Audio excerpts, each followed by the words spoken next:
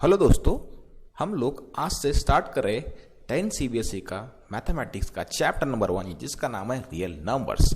तो हम लोगों ने क्लास 9 में क्या देखा था? हम लोगों ने अभी तक क्लास 9 में हम लोगों ने रियल नंबर्स जो सेट है उसके अंदर डिफरेंट नंबर्स आते हैं, जैसे कि आप लोग देख पाओगे natural number, whole number, integers. Okay, हम लोगों ने ये अभी तक पूरा देखा हुआ है, इवन जो रैशनल और इरेशनल भी देखा हुआ है। सो ये सब कुछ हम लोगों ने पढ़ा है, बट रियल नंबर्स को अगर आप लोगों को मैनिपुलेट करना है तो कैसे करना होगा, तो हम लोग क्लास 10 में उसके बारे में सब कुछ पढ़ने वाले हैं। इवन दो कुछ थियरम्स जो है जो कि यूक्लिड्स ने यहाँ पे डिराइव किए थे, जो भी इन्वेंट किए थे, हम लोग उसके बारे में पढ़ने वाले हैं। बिफोर दैट अब हम लोग ये वाला पार्ट जो है नेचुरल नंबर, होल नंबर और इंटीजर, उसको स्किप करके हम लोग सिर्फ पढ़ने वाले थोड़ा सा रैशनल और irrational numbers. Okay, so basically rational number मतलब क्या होता है ये हमको सबसे पहले देखना पड़ेगा। सो रैशनल नंबर मतलब the numbers which can be express in the form of P by Q, मतलब ऐसा नंबर जिसको हम लोग पी बाई क्यू फॉर्म में एक्सप्रेस कर पाए, वेयर पी एंड क्यू हमारे इंटीजर्स होने चाहिए। पी भी हमारा इंटीजर बनेगा और क्यू भी हमारा यहाँ पे इंटीजर बनना चाहिए, सिर्फ एक चीज छोड़ के कि Q should not be zero. अगर क्यू जीरो बन गया तो ये बनेगा p अपॉन जीरो, और किसी भी नंबर का डिनोमिनेटर अगर यहाँ पे जीरो बनता है सो वो नंबर इन्फिनिटी को अप्रोच करेगा। तो यहाँ पे p और q यहाँ पे इंटीजर होने चाहिए, सिर्फ एक चीज छोड़ के कि q हमारा जीरो नहीं होना चाहिए। ओके, तो इसको हम लोग कहेंगे रैशनल नंबर। ये उसका पहला डेफिनेशन है ना, the number which can be express in the form of p by q, और p और q यहाँ पे इंटीजर होने चाहिए। ओके, सेकेंड डेफिनेशन ऐसा है कि रैशनल नंबर का, उससे पहले हम लोग एग्जाम्पल के ऊपर से उसको समझ लेंगे। लाइक व्हाट 3/2, क्या ये रैशनल नंबर है? बिल्कुल है, क्योंकि ये p बाई क्यू फॉर्म में हम लोग उसको एक्सप्रेस कर पा रहे हैं। क्या 1/2 रैशनल नंबर है? ऑब्वियसली ये है, because p by Q form में हम लोग इसको एक्सप्रेस कर पा रहे हो। बट मैं अगर इसको 0.5 लिखूंगा एक नंबर को, क्या ये रैशनल नंबर है? हाँ बिल्कुल है। तो अगर मैं 1 को 2 से डिवाइड करूंगा तो ये बनेगा 0.5, तो इसका मतलब है 0.5 भी हमारा यहाँ पे रैशनल नंबर है। तो गाइज अगर मैं 1 को 2 से डिवाइड करूंगा तो आने वाला जो आंसर है वो 5 पे एंड हो रहा है, तो इसका मतलब ये है 0.5 ये हमारा टर्मिनेटिंग फॉर्म है ना। टर्मिनेटिंग फॉर्म्स होते हैं हमारे रैशनल नंबर, टर्मिनेटिंग फॉर्म्स हमारे रैशनल नंबर होते हैं। हमको ये समझ में आ गया, ये हो गया उसका दूसरा डेफिनेशन। तो एग्जांपल इज लाइक व्हाट 1/2, उसका आंसर आएगा 0.5, और जैसे कि 1/2 जो है हमारा p बाई क्यू फॉर्म में है। ओके, दूसरा कोई भी एग्जांपल आप लोग ले सकते हैं, लाइक व्हाट 3/5। ओके, सो 3/5 मतलब कितना आना चाहिए? तो ये आना चाहिए 0.6। तो 6 के आगे ये नहीं बढ़ रहा है, मतलब ये हमारा टर्मिनेटिंग फॉर्म्स है, इसको हम लोग रैशनल नंबर कह सकते हैं। तीसरा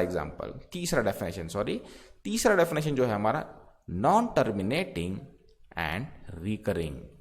नॉन टर्मिनेटिंग बट रिपीटिंग भी आप लोग बोल सकते हो, बट रिपीटिंग फॉर्म्स को हम लोग रैशनल नंबर कहते हैं। रिपीटिंग फॉर्म्स को हम लोग रैशनल नंबर कहते हैं। एग्जाम्पल देख सकते हैं हम लोग, मान लो अगर मैं 1 को 3 से डिवाइड करूंगा, क्या ये रैशनल नंबर है? हाँ ये बिल्कुल है, बिकॉज ये p बाई क्यू फॉर्म में है। सो अगर मैं 1 को 3 से डिवाइड करूंगा तो मेरा आने वाला आंसर 0.3333 एंड सो ऑन, मतलब यहाँ पे ये खत्म ही नहीं हो रहा, मतलब ये नॉन टर्मिनेटिंग फॉर्म है। और कौन रिपीट हो रहा है? तो यहाँ पे 3 रिपीट हो रहा है, तो उसको हम लोग ऐसे लिख सकते हैं 0.3 रिकरिंग या फिर 0.3 पार। तो इसको भी हम लोग कह सकते हैं कि ये भी हमारा रैशनल नंबर का फॉर्म है। तो हम लोग यहाँ पे बहुत सारे एग्जांपल ले सकते हैं। इफ आई टेक 1/7, तो ये भी हमारा कौन सा फॉर्म बनेगा? ये भी हमारा non terminating on recurring form बनेगा, क्योंकि 1 को 7 एग्जैक्टली डिवाइड नहीं कर पाएगा। ऑलराइट, तो ये भी हमारा बनेगा non terminating but recurring form. Alright, तो चलो आओ देखते हैं हम लोग नेक्स्ट थिंग। सो मेरा क्वेश्चन आपको ये है, क्या सभी के सभी हमारे नेचुरल नंबर रैशनल नंबर होते हैं? है ना, तो इसका आंसर है यस। कैसे? नेचुरल नंबर जो कि स्टार्ट होता है 1 से लेके ऑनवर्ड्स, 1 2 3 4 एंड सो ऑन। तो गाइस सभी नंबर ये रैशनल नंबर हो गए, क्यों? बिकॉज सबका यहाँ पे बेस कुछ नहीं, मतलब 1 होगा, यानी डिनोमिनेटर सबका 1 है, और ये सभी के सभी हमारे p बाई क्यू फॉर्म में है। इसका मतलब सभी के सभी नेचुरल नंबर हमारे रैशनल नंबर होने चाहिए, राइट। तो ये बात हमको समझ में आ गई। क्या इसका रिवर्स या फिर कॉन्वर्स पॉसिबल है? तो इसका कॉन्वर्स पॉसिबल नहीं है, बिकॉज रैशनल नंबर में 1 2 3 4 लाइक व्हाट इंटीजर्स ही आते हैं, और जो कि हमारे पॉजिटिव इंटीजर्स है। बट हम लोग यहाँ पे रैशनल नंबर में कोई भी नंबर आ सकता है, लाइक व्हाट, अगर मैं यहाँ पे लिख दूं 1.37, क्या ये रैशनल नंबर है? हाँ, ये बिल्कुल है, because 1.37 can be written as 137/100। So ये हमारा p बाई क्यू फॉर्म में आ चुका है और ये हमारा रैशनल नंबर है, बट ये नेचुरल नंबर नहीं है।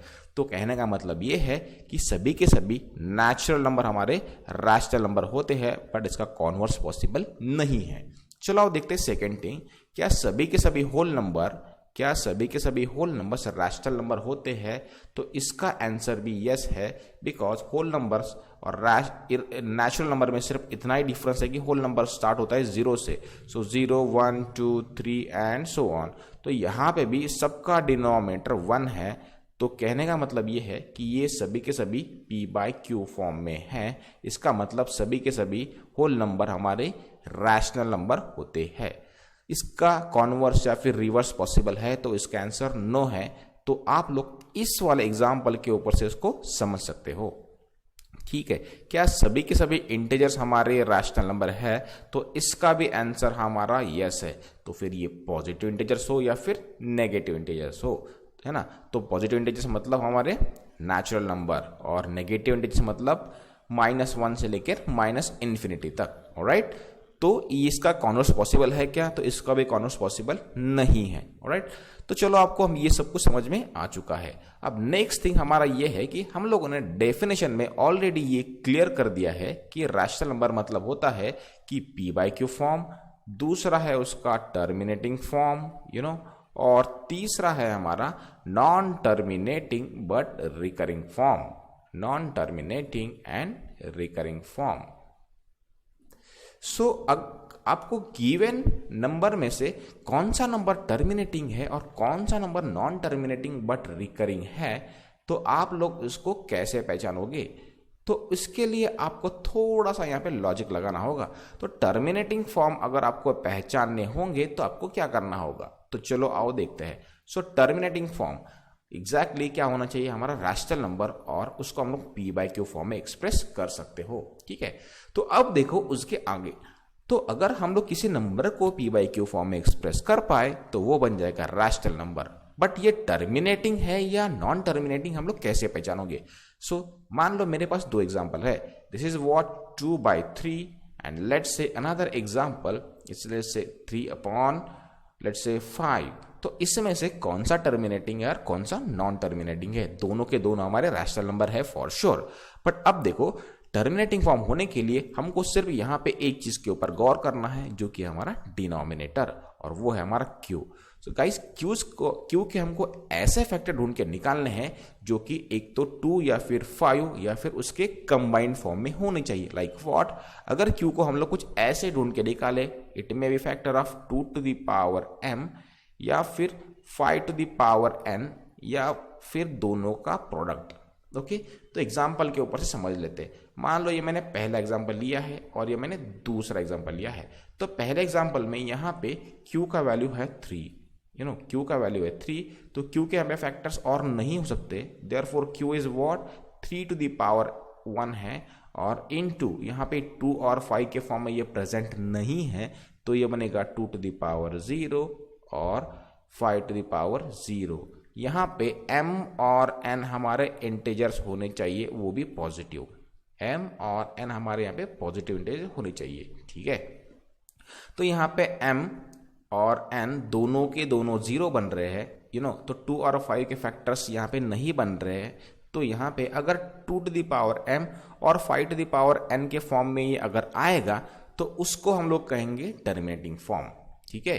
तो यहाँ पे ये 2 to the power 0 और 5 to the power 0 बन रहा है, यहाँ पे पॉजिटिव इंटीजर m और n के वैल्यू नहीं आ रही है, तो इनडायरेक्टली हमको कहना है कि ये non terminating but recurring form है, non terminating and recurring form है। वेयर एज सेकेंड एग्जाम्पल के हम लोग अगर देखेंगे तो हमको यहाँ पे क्लियर पता चल जाएगा कि सेकेंड एग्जाम्पल के जो डिनोमिनेटर है उसका फैक्टर कैसे है। तो यहाँ पे q मतलब आपका 5 है, और q का फैक्टर आप लोग देख पाओगे ये बनेगा 2 to the power 0 into 5 to the power n। Out of m और n, यहाँ पे n का वैल्यू 1 है और हमको एटलीस्ट दोनों में से एक ना एक कोई तो चाहिए। तो यहाँ पे 5 to the power 1 है, तो इसका मतलब ये है कि ये हमारा है टर्मिनेटिंग फॉर्म। तो ये है हमारा टर्मिनेटिंग फॉर्म। ठीक है, तो आप लोग यहाँ पे ओरली भी इसको वेरीफाई कर सकते हो। मतलब अगर मैं 3 को 5 से डिवाइड करूंगा तो आने वाला आंसर मेरा 0.6 है, और यहाँ पे 2 को मैं 3 से डिवाइड नहीं कर सकता हूँ, तो इसका आंसर मेरा कैसे आएगा? तो इसका आंसर आएगा मेरा 0.666 एंड सो ऑन, मतलब 0.6 बार। ओके, तो अगर आपको कोई एग्जांपल्स गिवन है, आउट ऑफ दैट अगर आपको ढूंढ के निकालना है ये टर्मिनेटिंग है या नॉन टर्मिनेटिंग, तो आपको ये वाला मेथड यूज करना पड़ेगा। ऑलराइट, तो चलो देखते हैं नेक्स्ट पार्ट।